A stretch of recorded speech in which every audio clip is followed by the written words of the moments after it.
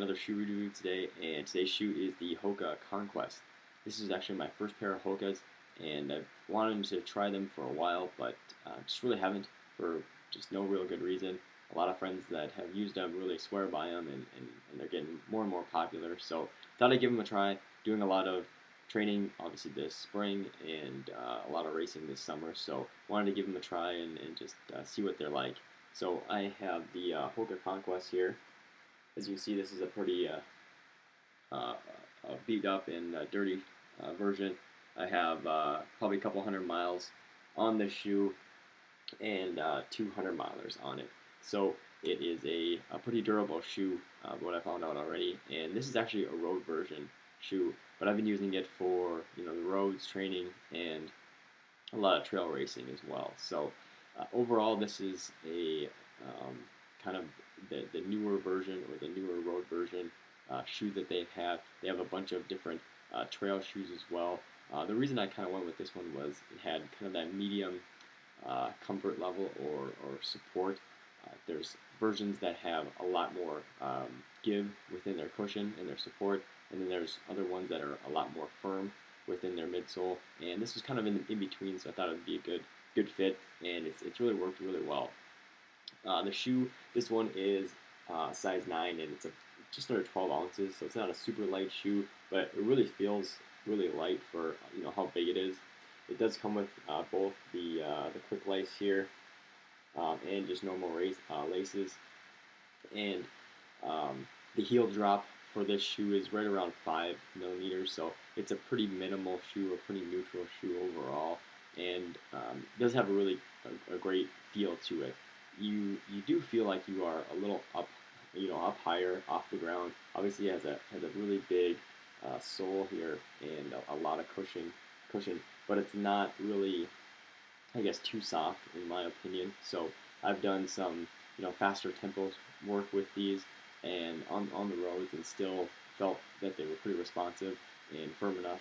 But I've also done a lot of just trail things, trail running and slower runs with them as well.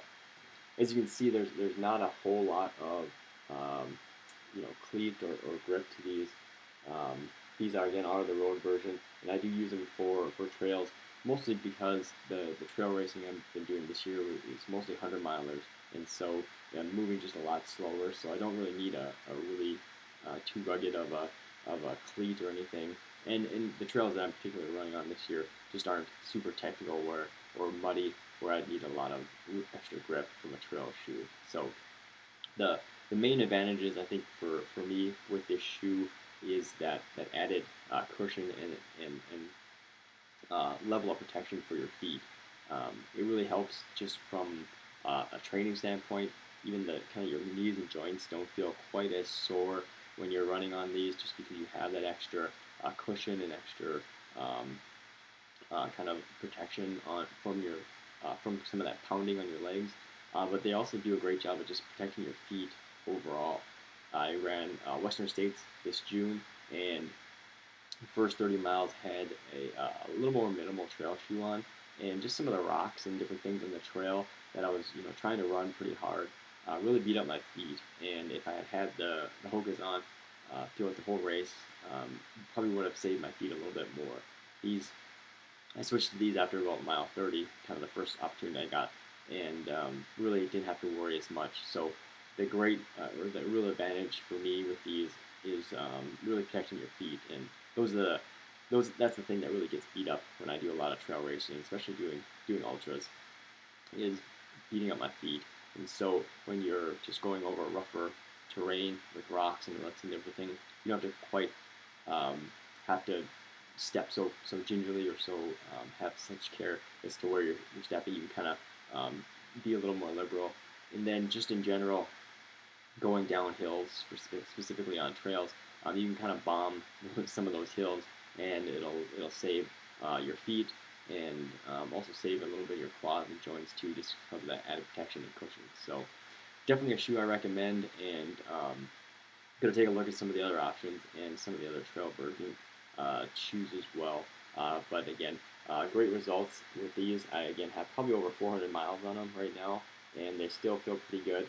I again, use them from anything from a tempo run on the roads to some different pretty technical trails as well, and they seem to hold up pretty well. So no real negatives to the shoe other than if you do get it really wet. I mean, it'll take a little while to dry out. In that it's kind of a normal shoe in that way. So when I did some river crossing stuff, my feet were wet for a little while. Also, I probably would change out speed lace and use a normal lace just because it allows you to kind of adjust some of the areas and tighten and loosen different areas a little better. And sometimes the speed lace, it will come undone a little bit too, so you might have to adjust it. But overall, no real major negative to the shoe, and seems like a really solid shoe that has a great fit and feel, and kind of does what I was looking for from a protection and performance standpoint. So overall, really good shoe. Thanks.